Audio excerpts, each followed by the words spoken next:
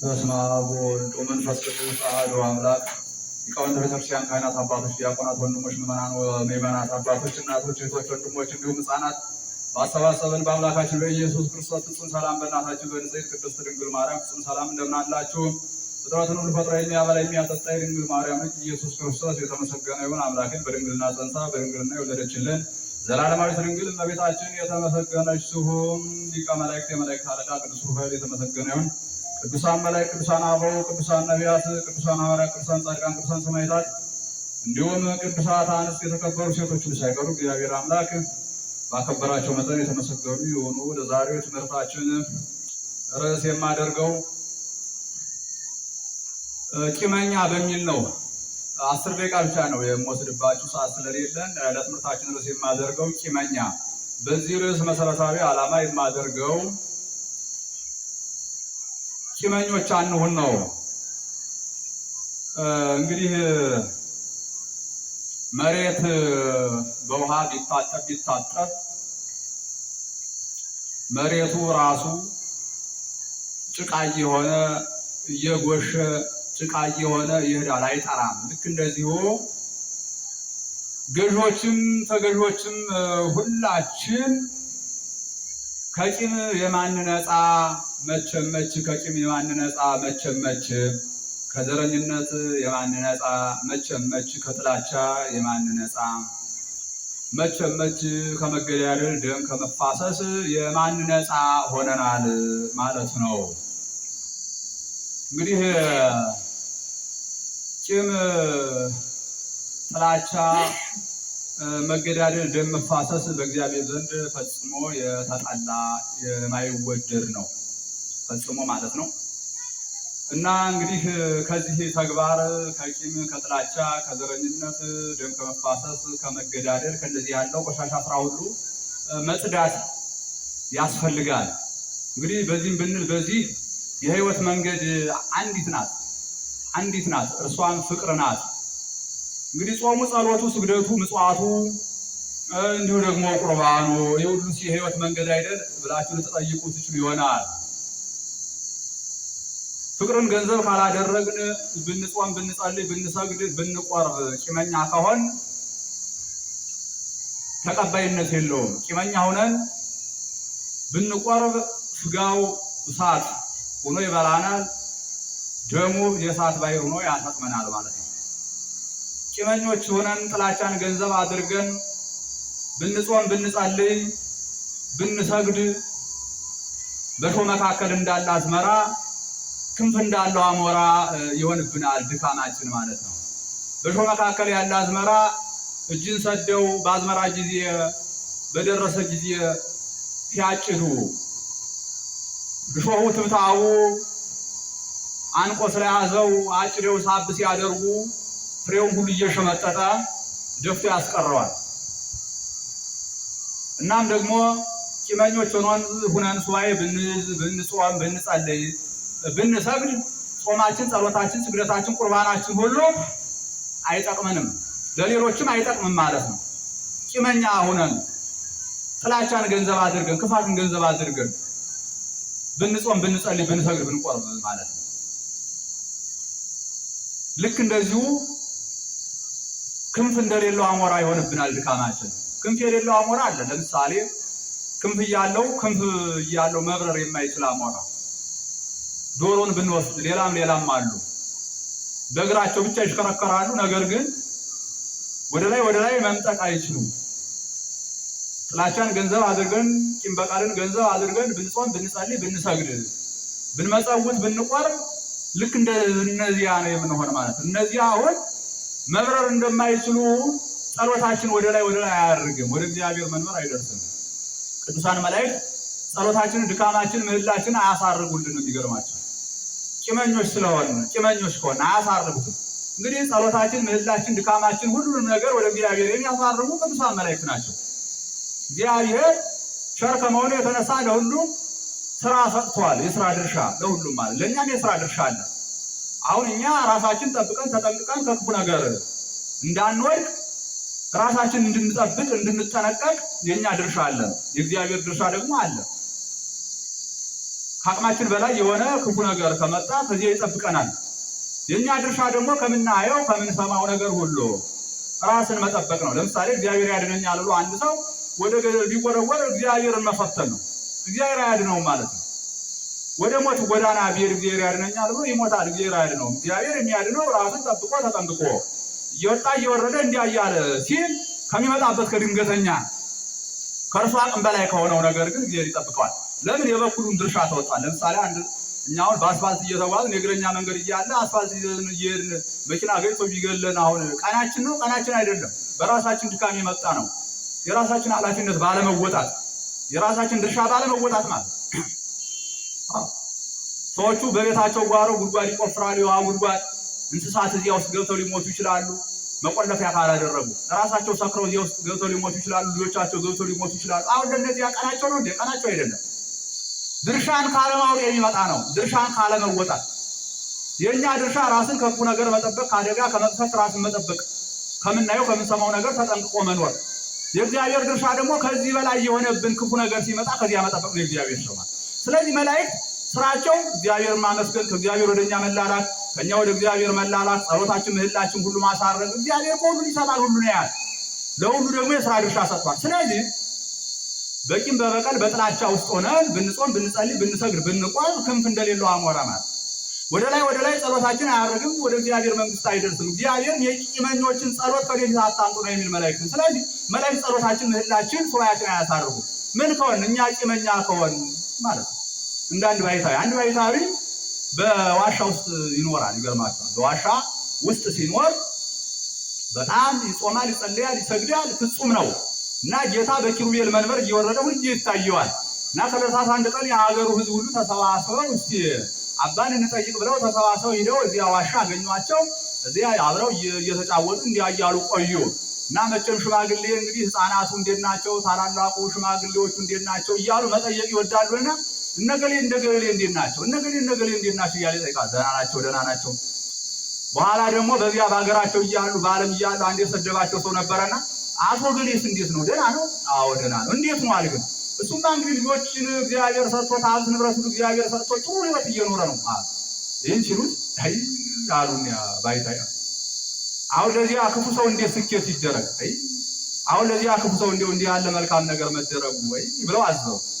በኋላ እነዚያ እንግዶች ተጫውተው እንዲያ ብለው እነሱን ሸኝተው ተመልሰው እንደለመዱ ጸሎቱ ስግደቱ አለ ቆሙ። ለስግደት ለጸሎት እንኳን ጌታ በኪሩቤል ሰረገላ ሊመጣላቸው የእግዚአብሔር መልአክ የመዓት ሰይፍ መዞ ሊመታቸው በሰይፍ መጣ። እየመጣ ምን አለ? አንተ በክፎችም በደጎችም የሚፈርድ እግዚአብሔር ነው፣ አንተን ማን ነው ፈራጅ ያደረገህ ብሎ የእሳት ሰይፍ የመብረቅ ሰይፍ ይዞበት መጣ ሊመታው። በኋላ እዚያች ዋሻ ላይ ደግሞ ገረበብ አድርጎ የሚኖርባት እንዲሁ መዝጊያ ነገር ነበረች፣ የሳንቃ መዝጊያ። ደንግጦ የባይታዊ ያንንን ከስሩ ነቅሮ መዝጊያውን ከስሩ ነቅሮ ወጥቶ ሩጧል።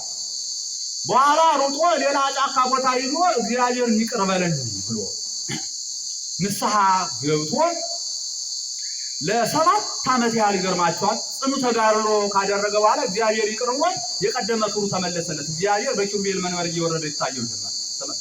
አሁን ይህ ሰው ቂምን ገንዘብ አድርጎ እኮ ነው የድሮውን አስታውሶ ቂምን እንዲህ በማድረጉ ይህ ሁሉ መከራ ደረሰበት ነው። ቂምን እግዚአብሔር ፈጽሞ ይጸየፋል። እቺ ዋርካ አሁን ይገርማቸዋል ገና ስትበቅል ሕፃናት ነቅለው ይጥሏታል። ግን ትልቅ ከሆነ በኋላ ዋርካን ማንም ሊነቅለው አይችልም። እንኳን ሊነቅለው እንግዲህ ምናልባት ወገቡ ላይ ሊቆርጡ ይችላሉ። ወገቡ ላይ እንኳን ለመቁረጥ ብዙ ባላገር ብዙ ምሳሌ ያስፈልጋል። ቂምን እንዲሁ ዝም ብሎ ጥላቻ ዝም ብሎ ታፍኖ ከኖረ ካላስወገድ ነው ነቅለን ካላስወገድ ነው ዝም ብሎ ከኖረ ከቀትል ያደርሳል፣ ከመግደል ማለት እንድንገል ያደርጋል። ስለዚህ ጥላቻ ፈጽሞ በእግዚአብሔር ዘንድ ጸያፍ ነው። ቂም የምንለው ነገር ሁሉ በእግዚአብሔር ዘንድ ፈጽሞ ጸያፍ ነው። አዳምና ከእግዚአብሔር ጋር ከተጣሉ በኋላ ጌታ ከፈረደባቸው በኋላ ገና ከገነት እንደተባረሩ እኮ ነው። በኋላ አዳም ፊቱን ነሳት ሔዋን፣ ሴቶች ደግሞ ደንጋጣ ናቸው፣ ፊት ነሳኝ ብላ አኩርፋ ሄደች። በኋላ የእግዚአብሔር መልአክ ቅዱስ ገብርኤል መጣና ሂድና አምጣት አለው። ኧረ እሷማ ገነትን ያህል ቦታ አሳጥታኝ እግዚአብሔርን ያህል ጌታ አሳጥታኝ እንዴት ነው ከእርሷ ጋር የምታረቅ? አዳም የቂመኛን ጸሎት እግዚአብሔር አይቀበልም አለው። ሂድና ይቅርታ ጠይቀ ለምን አምጣት አለ። ሂዶ ከእግሯ ላይ ወድቆ አልቅሶ ይቅርታ ይቅርበኝ ብሎ ይዟት መጣ። ዛሬም ያ ስርዓት ሞላቸው። ዛሬ ባሎች ከሚስቶቻቸው ጋር ተጣልተው ሚስቶቻቸው ትተዋቸው ከእናት አባት መንደር ይሄዳሉ። ባሎች ሂደው ለምነው ያመጣሉ እንጂ ሚስቶች ለምነው አይመጡም።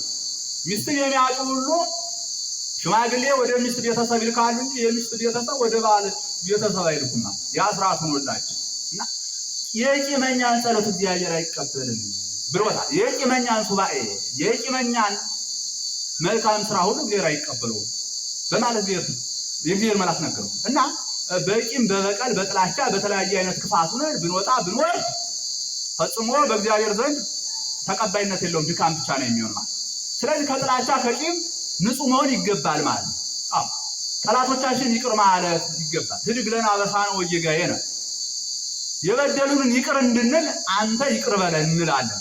ይሄማ ጉቦ አይሆንም እንዴ? የበደሉንን ይቅር እንድንል አንተ ይቅር በለን ይሄማ ጉቦ አይሆንም ወይ ካላችሁ ጉቦ አይሆንም።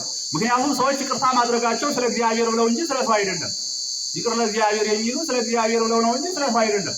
ሰዎች ቤተሰቦቻቸውን አጥተው የአንዱ ቤተሰብ ገሉ ሁሉ ስለ እግዚአብሔር ይቅር በለኝ ካለ ይቅርታ ማድረግ ግዴታ ነው። ስለ እግዚአብሔር ሲል ማለት ይቅርታ ማድረግ ይገባል ማለት እና ስለዚህ እኛ የበደሉን ይቅር እንድንል ይቅር በለን እንላለን ማለት ነው። ህድግ ለነ አበሳነ ወጌጋየነ አበሳ ጌጋይ አበሳ የምንለው አለ፣ ጌጋይ የምንለው አለ።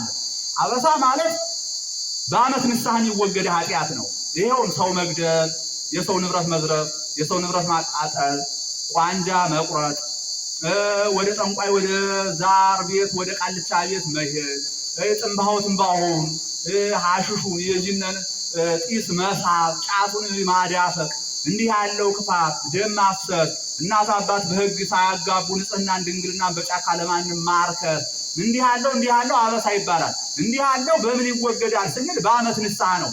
እንዴት ሆኖ ውለው እንጀራ በጨው እየበሉ ውሃ እየጠጡ እየጾሙ እየጸለዩ እየሰገዱ ቤተክርስቲያን እየተሳለሙ አስራት በኩራት እየሰጡ ድሆችን እየጠየቁ በሽተኞችን እየጠየቁ የታሰሩትን እየጠየቁ እንዲህ እያሉ እየጾሙ እየጸለዩ በዓመት የሚወገድ አበሳ ይባላል። በዓመት ንስሐ የሚወገድ ጌጋይ የምንለው ደግሞ አለ። ጌጋይ በደል፣ ይህ ደግሞ የቀን ነው። ሰዎቹ በቀን ተጣልተው እለቱን ይቅር ስለ እግዚአብሔር ብለው የሚታረቁት ነው ማለት። ስለዚህ በደላችንን ይቅር በለን እኛም የበደሉን ይቅር እንድንል ተብሏል። ስለዚህ እኛ የበደሉን ይቅር ካላልን ቂም በቀልን ከልቡናችን ካላስወገድን ከእግዚአብሔር ምሕረት ይቅርታ አይገኝም። ይህን ጠንቅቀን ማወቅ አለብን ማለት ነው። ስለዚህ በሱባኤያችን በጾማችን በጸሎታችን ውስጥ ሁሉ ቂም በቀል የሚባለው ነገር ከኛ መወገድ አለበት። የምታድን እርሷ ምንድናት? ፍቅር ብቻ ናት ማለት ነው። ለምን ቢባል ኦሪትም ነቢያትም ወንጌልም ሁሉ መጻሕፍተ ብሉያት መጻሕፍተ ሐዲሳት መጻሕፍተ መነኮሳት መጻሕፍተ ሊቃውንት ሁሉ ፍቅር ነው የሚሰብኩ። ይህ ሁሉ ፍጻሜ ፍቅር ነው። ራሱ ጌታ ወደዚህ ዓለም መምጣቱ ስለ ፍቅር ነው። ፍቅር ሰሐቦ ለወልድ ኃያል እመንበሩ አብጽሖ እስከ ለሞት። ፍቅር ነው ጌታን ከዙፋኑ የሳበው፣ እንዲገረፍ ያደረገው፣ እንዲሰቀል ያደረገው፣ እንዲሞት ያደረገው ምንድነው ስንል ፍቅር ነው። ደግሞ አምላክ ነውና ሞትን ድል አድርጎ ተነስቷል። ስለዚህ እግዚአብሔር የፍቅር ምንጭ ብቻም አይደለም፣ የፍቅር ምንጭ ነው። ደግሞ ምንድነው ስንል እሱ ራሱ እግዚአብሔር ምንድነው ስንል እርሱ ራሱ እግዚአብሔር ፍቅር ነው ማለት ነው። ስለዚህ ፍቅርን ገንዘብ ካደረግን ብቻ እግዚአብሔርን ልናገኘው እንችላለን። እና ዛሬ በምድሪቱ ግን ምንድነው ስንል ፍቅር ጠፍቷል ማለት ነው። ሁሉ አመፀኛ ነው ማለት ነው። ገዦችም ተገዦችም በእግዚአብሔር ላይ አምፀዋል ማለት ነው። ገዦች በሕዝብ ሀገር ላይ ጦርነት ይከፍታሉ። ተገዦችም በመሪዎቻቸው በሕዝብ በሀገር ላይ ጦርነት ይከፍታሉ። ሁሉም በእግዚአብሔር ላይ አምፀዋል ማለት ነው። ፍቅርን አንፈልግም ብለዋል። ፍቅር እግዚአብሔርን አንፈልግም፣ የምንፈልግ ሰይጣንን ነው ብለዋል ማለት ነው። ምክንያቱም እግዚአብሔር የፍቅር አምላክ ከመሆኑ የተነሳ እግዚአብሔር ፈጽሞ ጦርነትን ይቃወማል። እግዚአብሔር ፈጽሞ መገፋፋትን ይቃወማል። ስለዚህ በመሪዎችም በተመሪዎችም መካከል ያለ ሐሳብ ሁሉ ከእግዚአብሔር ሐሳብ ውጭ ነው። ከእግዚአብሔር ሐሳብ የወጣ እግዚአብሔር የማይወደው ስርዓት ነው ማለት ነው። ለምን ስንል እግዚአብሔር ጦርነትን አይወድም ማለት ነው። እግዚአብሔር ጥላቻን፣ ዘረኝነትን፣ ደም መፋሰስን፣ መገዳደልን ፈጽሞ እግዚአብሔር አይወደውም። ስለዚህ እኛ ገዢዎች ስለሆን እግዚአብሔር የእኛን ሐሳብ ይቀበላል። እኛ መሪዎች ስለሆን እግዚአብሔር የእኛንን ሐሳብ ይቀበላል። ይህ እግዚአብሔር ማታለል አይቻልም፣ አይቀበልም እግዚአብሔር። እኛን ተመሪዎች ስለሆን እግዚአብሔር የእኛን ሐሳብ ይቀበላል፣ አይሆንም። ስለዚህ እንገዳደል፣ ደም እንፋሰስ፣ ይህን እግዚአብሔር አይፈልገውም። ምክንያቱም የእኛ ሐሳብ የመሪዎችን የተመሪዎችን ሐሳብ ሁሉ ከእግዚአብሔር ሐሳብ የወጣ ነው። ይሄ ምንድነው? ጥላቻ፣ ዘረኝነት፣ ደም መፋሰስ፣ መገዳደል፣ ሰይጣናዊነት ስለሆነ ከዚህ መውጣት ያስፈልጋል። ከዚህ ካልወጣን ግን እልቂትና እልቂት ብቻ ነው። እግዚአብሔር ጦርነትን ስለማይደግፍ ማለት፣ እግዚአብሔር ጥላቻን፣ እግዚአብሔር ዘረኝነትን ስለማይወድ ማለት ከእንደዚህ ያለው ርኩሰት ቆሻሻ ስርዓት ሁሉ ወጥተን መሪዎችም ተመሪዎችም ለእግዚአብሔር ማደር ይገባል፣ ለእግዚአብሔር መገዛት ይገባል።